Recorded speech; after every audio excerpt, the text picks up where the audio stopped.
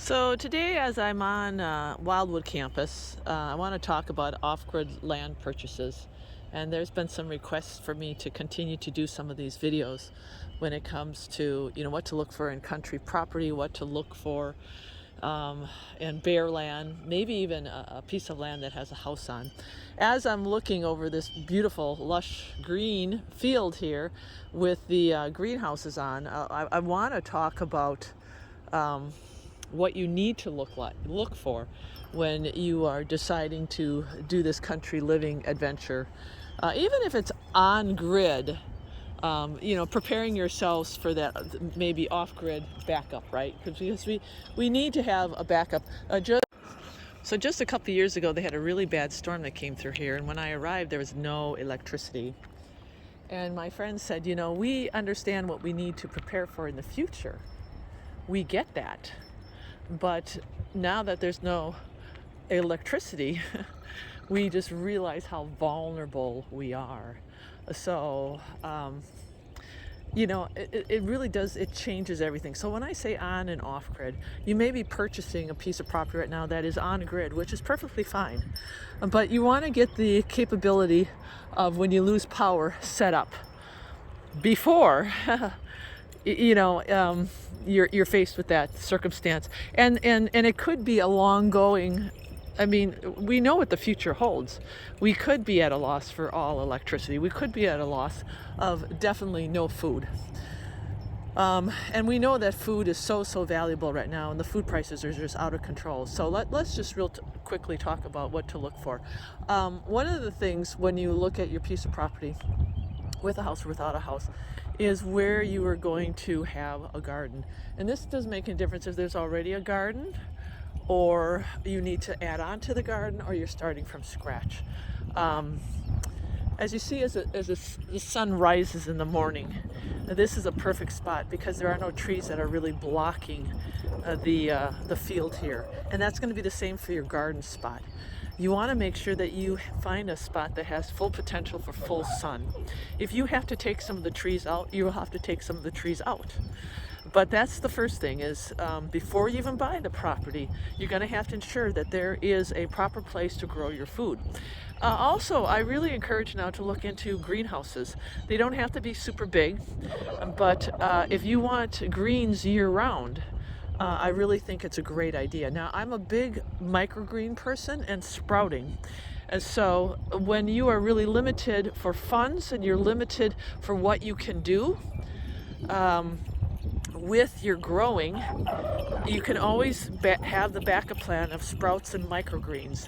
And setting that up is very, very simple.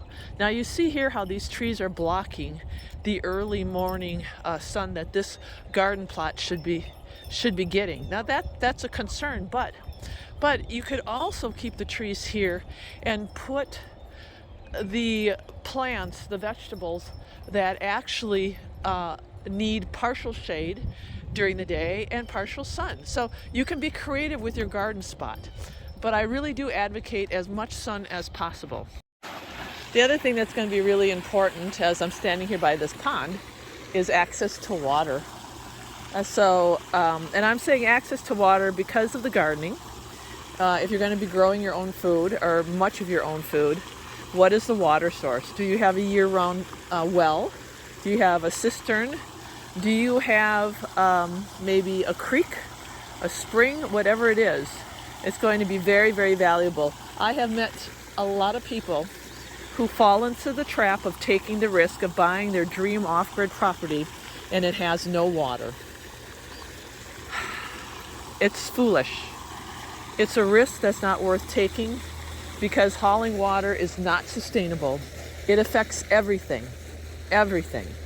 If you don't have water, you just put yourself at high risk. So please, no matter how beautiful the property is, no matter how remote the property is, no matter how much acreage you get or what the deal is, I always say this is liquid gold. And treat it like liquid gold. You need water. Now, the other thing with growing is soil is so important. I have a friend who's in Florida, and this is his first endeavor at growing also. And with that said, he said, you know, we just have sand here. And he said, that's a real problem. So my friend who has got sand was a little bit disappointed that he thought maybe the only way that he could grow anything would be, well, by either having a greenhouse or, you know, he just was unsure. So he actually found somebody local that has a very successful agriculture farm. He's into agriculture, and he actually had a YouTube channel, and he was teaching people how to grow in the sand. Okay, so now we're going to shift from, you know, your resources, using the resources that are around you. But here's the other thing. I'm in a different location, as you can see. But this is still the outskirts of a very small town, and it's not super rural, but it's rural. People have chickens, they've got ducks, they've got gardens. But here's the thing: when you're looking for a house, country home, you're looking for land. You hear that barking dog?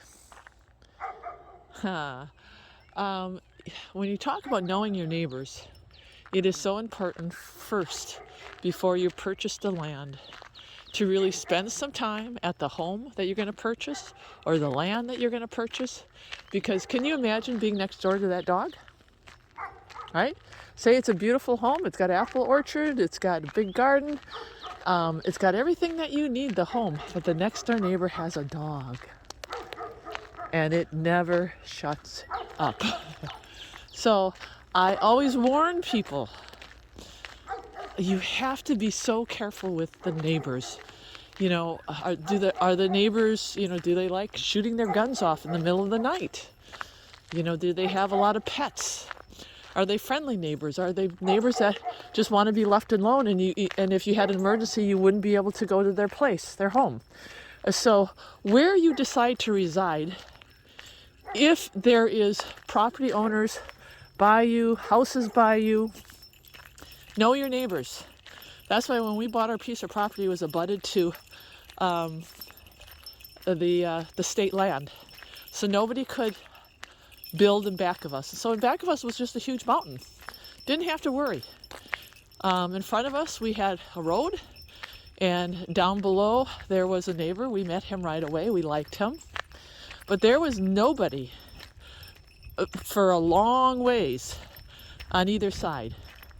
So I think that's probably the last piece of advice that I'm going to give you when it comes to, you know, really thinking about country living and purchasing and what to look for.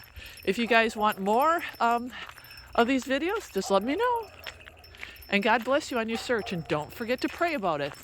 God wants us to watch, work, and pray.